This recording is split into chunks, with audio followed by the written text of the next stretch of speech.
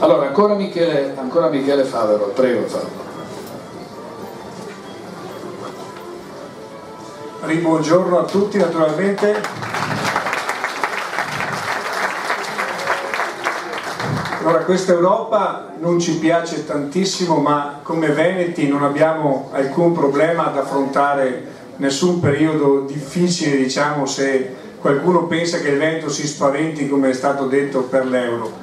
Il nostro primo nemico, ahimè, si chiama Stato italiano. Sappiamo tutti che la pressione fiscale per chi le tasse le paga, per chi le imposte le paga come i veneti, alla faccia di quelli che dicono che il Veneto è una regione dove c'è l'evasione fiscale alta, invece siamo una regione che addirittura ha l'evasione fiscale più bassa della nobile Baviera dei tedeschi. Pertanto c'è poco da dire, qui le tasse si pagano. Però la pressione fiscale è diventata insostenibile. Sappiamo tutti che siamo arrivati al 68,6%, una pressione che diventa insostenibile per qualsiasi impresa, anche per la più attrezzata. Forse una colpa adesso delle imprese, parlo del Veneto, purtroppo per qualche giorno ancora come regione italiana, deve fare forza sulle proprie energie, ma avrebbe bisogno di uno Stato forte. Bisognerà migliorare come rete di impresa e Massimo Colomban è uno dei grandi fautori di questo. Anche noi imprese dobbiamo migliorare, anche il nostro tessuto economico e sociale deve migliorare, però è sempre stato imperniato sulla piccola impresa e noi vediamo che sta venendo smantellato in ogni dove, non c'è un solo aiuto da parte di nessuno. Purtroppo l'elettorato si è fatto comprare con gli 80 euro e sappiamo bene, anche secondo una stima di Federconsumatori, che alla fine non arriveranno a 15 euro effettivi e le imprese stanno chiudendo. Qual è stato l'aiuto di questo Stato verso le nostre imprese? Si è parlato per 3, 4, anche di più, 5 mesi della crisi dell'Electrolux, perché in un colpo solo rischiava di lasciare a casa più di 200 dipendenti. Però ricordo che dal 2009 al 2013 hanno chiuso nel Veneto 20.000 aziende. Oggi il Veneto ha 195.000 disoccupati, una cosa abnorme, una cosa mai supportata fino ad oggi. E lo Stato che cosa ha fatto? Assolutamente nulla, perché nulla può fare uno Stato fallito. Uno Stato che è arrivato ad avere un debito pubblico che sta oltrepassando in questi giorni i 2.150 miliardi. Potrei essere anche disatteso perché magari oggi li ha già passati, fino all'altro ieri era 2.146, adesso non ho i dati aggiornati all'ultimo secondo, sapete che il debito varia di secondo in secondo. Ha modificato qualche imposta, come ad esempio cambiare il nome all'IMU, introducendo la Tasi, e addirittura ci sono piccoli imprenditori che, non aiutati dalle banche, perché le banche vedono solo le grandi aziende, rischiano adesso di dover abbattere il tetto delle proprie aziende, perché magari aziende che sono chiuse, pur di non pagare la Tasi. Cioè il paradosso dei paradossi. Hanno introdotto imposte nuove cambiando di fatto il nome, hanno aumentato la Tares, come sapete bene, e ci sono aziende di piccole dimensioni, non perché voglia concentrarmi su queste, però il 96% delle imprese venete sono imprese medio-piccole, quando addirittura non siano microimprese, cioè formate da una sola persona. Ma questo è il tessuto economico-sociale del Veneto che ha fatto la fortuna dei veneti, il nostro dinamismo, la nostra duttilità, la nostra capacità di fare impresa, di usare la nostra creatività, e non riusciamo a produrre così tanto da pagare le tasse di questo Stato. Pensate un po', anche gli studi di settore sono una cosa tutta italiana, bisogna comunque riuscire a prelevare più soldi possibili. Addirittura, parlando contro se stesso, vedevo una intervista a un tributarista di Bassano, diceva adesso le aziende si trovano a dover pagare dei professionisti come il sottoscritto, diceva, perché gli arriva una multa magari inventata ad hoc e pur di difendersi l'azienda, pur di non pagare una multa ingiusta, deve rivolgersi al professionista trasferendo le risorse che potrebbe invece investire nella propria impresa, le deve passare al professionista di turno. e il 70% di questi ricorsi vengono sistematicamente persi dallo Stato italiano, che ha solamente l'avidità ormai di gettarsi in ogni cosa per portare a casa anche un euro. Ed è l'esempio tipico di uno Stato che sta fallendo, di uno Stato che non ha rispetto dell'impresa, perché questo chiedono gli imprenditori. E allora non colpevolizziamo coloro che delocalizzano, perché se non li lasci vivere io sono costretto e non occorre fare migliaia di chilometri, basta andare nella vicina Carinzia, dove la pressione fiscale arriva al 27%, dove quando chiedo l'energia elettrica mi arriva il giorno dopo, dove ti aiutano. Ci sono casi proprio anche di imprenditori del Veneto che sono stati costretti in qualche modo a delocalizzare per non chiudere, e questo è tutto dire. È l'impresa in un'economia di mercato che produce ricchezza, non è che si crei dal nulla, che venga creato da un ente superiore, è sempre stata l'impresa. E oggi siamo stanchi, siamo arrivati, come ben sapete, a oltre 70 suicidi nel Veneto, solamente negli ultimi 2 anni, che noi abbiamo definito omicidi di Stato. Non tolleriamo più questo.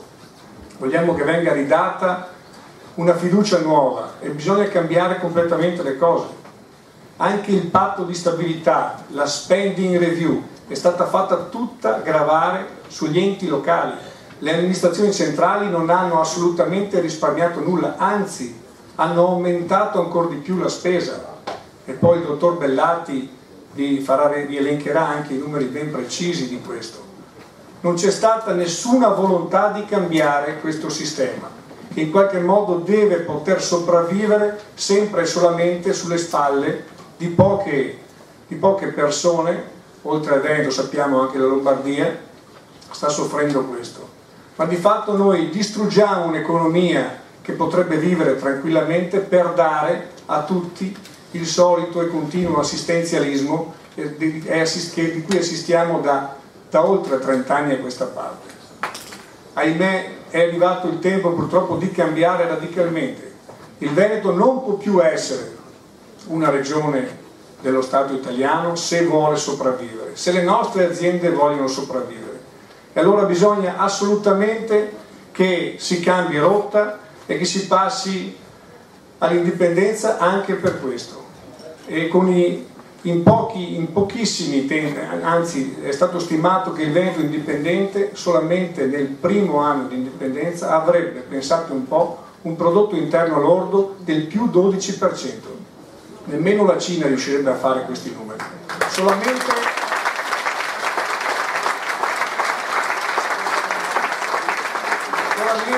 riducendo quell'apparato mastodontico, burocratico italiano fatto di tecnocrati, di poltrone pagate solamente per vedere delle persone sedute. Applicando il sistema Veneto, già adesso la nostra è una regione tra le più virtuose se guardiamo anche il numero dei dipendenti pubblici e la spesa pubblica della regione Veneto. Anche la sanità stessa è un fiore all'occhiello, non si capisce perché poi qui un pasto debba costare 6 euro e altrove, e non solo nel sud, si arrivi anche a 60 euro. Ecco perché è necessario fare questa inversione di rotta, per dare fiducia agli imprenditori, per dare stimoli nuovi. Abbiamo delle economie, anche se non proprio vicine, che stanno lentamente conquistando dei mercati e la piccola impresa si trova in difficoltà per questo, perché non ha sostegno. Le economie del Brasile, della Cina, della Russia, dell'India, non pensiamo che non siano in grado di fare quello che facciamo noi. Lì sono sostenuti, sono aiutati. Noi dobbiamo cercare di conquistare altri mercati e dobbiamo farlo perché i nostri prodotti, se guardiamo allo standard qualitativo dei paesi industrializzati, sono tra i migliori del mondo, o forse già i migliori del mondo. Pensiamo ad esempio, mi viene in mente il distretto delle calzaturiere della Riviera del Brenta. Perché Louis Vuitton, non voglio fare pubblicità occulta, non ne ha bisogno sicuramente da me, è venuto a investire nella Riviera del Brenta? Perché ci sono i calzolai più bravi del mondo, perché dal 1200 si fanno scarpe nella Riviera del Brenta e non si acquisisce un mestiere, come viene chiamato, in 2 minuti. C'è una storia, c'è una cultura dietro a ogni impresa veneta, a ogni distretto veneto. Anche quello della metalmeccanica è sempre stato un fiore all'occhiello dei veneti. Ecco dove dobbiamo insistere. Dobbiamo cercare di conquistare anche le classi medie che stanno crescendo in molte altre economie, in molte altre società. La nostra invece sta morendo, sta morendo perché nessuno fa nulla, in primis le banche.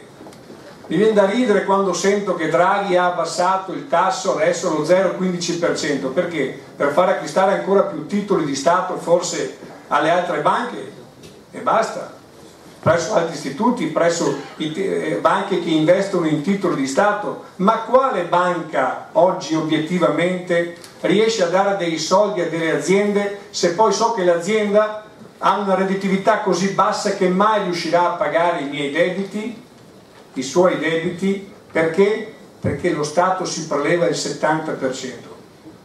Allora c'è tutto il sistema da cambiare, che deve essere cambiato. Ma pensiamo a quali sarebbero i vantaggi immediati di un Veneto indipendente. Aumenterebbe sicuramente la responsabilità anche degli amministratori veneti. Però pensiamo, mi viene in mente subito una cosa: la riduzione del personale, il potenziamento anche del trasporto su rotaia. Voi sapete che prima dell'attuale re d'Italia, voi sapete bene chi è, il nome è Giorgio, c'era un altro re, si chiamava Giovanni Agnelli, e che ha stabilito che i nostri trasporti dovessero essere per forza su gomma. Il trasporto ferroviario è stato di fatto bannato, lasciato lì a morire. Abbiamo ancora i tracciati di Vittorio Emanuele II. Paradossalmente però il classico serbatoio politico della politica italiana, avevamo il triplo dei ferrovieri della Francia con 1/3 del tracciato ferroviario. Non si è mai fatto nulla per aumentare effettivamente la produttività e anche il risparmio di certi trasporti, perché sicuramente il trasporto ferroviario costerebbe di gran lunga meno di quello su gomma. Gli investimenti su infrastrutture. Andando in giro per il Veneto abbiamo delle strade che probabilmente non riusciremo a trovare nemmeno in qualche paese dell'est, che adesso invece sta crescendo molto. E che cosa hanno fatto? Assolutamente nulla. Allora anche questo, trattenendo qui le nostre risorse, potremmo investire su questo, favorire in modo tale tutte le imprese, perché ci sia una sinergia, perché ci sia anche una rete di impresa, perché si riesca ad essere competitivi, perché ricordiamoci, la globalizzazione riguarda tutti, ma se non abbiamo gli strumenti, se non abbiamo qualcosa per crescere, qualcuno che ci aiuti, qualcuno che ci dica: sì, imprenditore, so che tu stai producendo per noi, so che stai facendo crescere la nostra società, perché comunque le tue risorse verranno messe qui.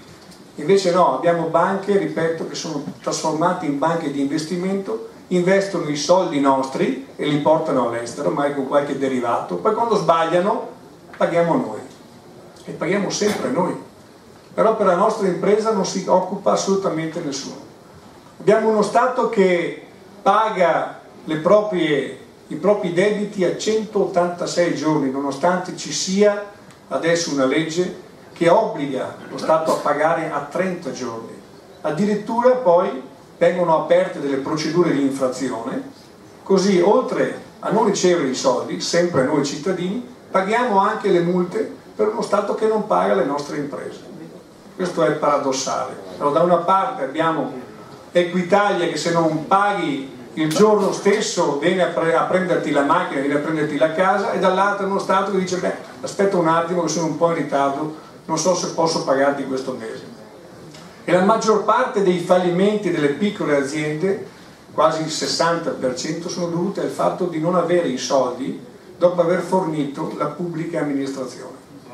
Allora pensiamo bene a cosa vorrebbe dire avere un Veneto indipendente. Questo verrebbe risolto in 5 minuti. Il reinvestimento delle nostre risorse alle nostre imprese, alla nostra capacità di produrre, e anche un risanamento ambientale, perché comunque dobbiamo fare anche il mea culpa come veneti. Dobbiamo sicuramente riconciliare anche le imprese con l'ambiente, perché è una risorsa importante, se sfruttata bene può rendere anche quello economicamente, perché no? Pensiamo ai musei, quanti musei sono chiusi, perché non sfruttarli invece 24 ore al giorno? E la nostra capacità imprenditoriale ci permetterebbe sicuramente di farlo. Le nostre montagne, abbiamo una regione che ha tutto, pensiamo alle montagne del Veneto, le Dolomiti, le più belle del mondo, patrimonio dell'UNESCO, abbiamo il mare, non ci manca assolutamente nulla. Noi possiamo arrangiarci da soli, non abbiamo bisogno della politica, dell'intelligenza italiana. E dobbiamo ridare soprattutto fiducia al nostro tessuto economico, perché è smantellato ogni giorno si legge di un imprenditore che non ha più la voglia di reagire, perché gli hanno tolto qualsiasi mezzo e quando chiede aiuto dall'alto non arriva da nessuno. Si preferisce finanziare imprese già fallite come Alitalia. Non dico il nome della banca che ha finanziato, però quest'anno su 76 milioni di euro concessi 3 anni fa ha portato a perdita 65 milioni di euro. Poi non si trovano i 50.000 euro da dare all'imprenditore che magari si è trovato in difficoltà. Questo è il problema.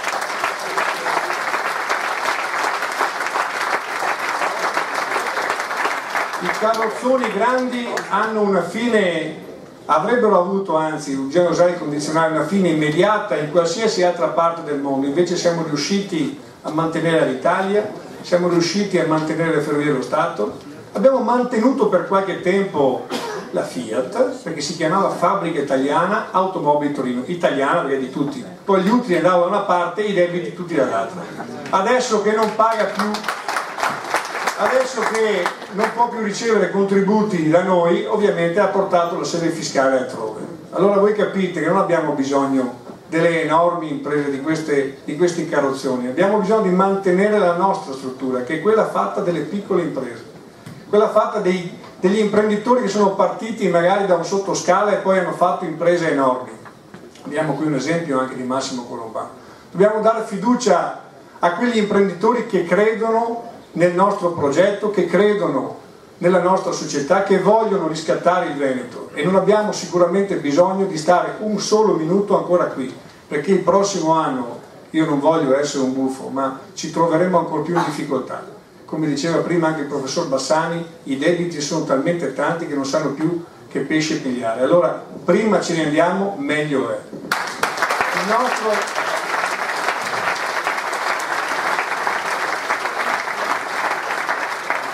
Non abbiamo tanto tempo, cerco di essere il più breve possibile, però ricordo ancora il nostro slogan: indipendenza veneta o morte italiana. Noi vogliamo vivere.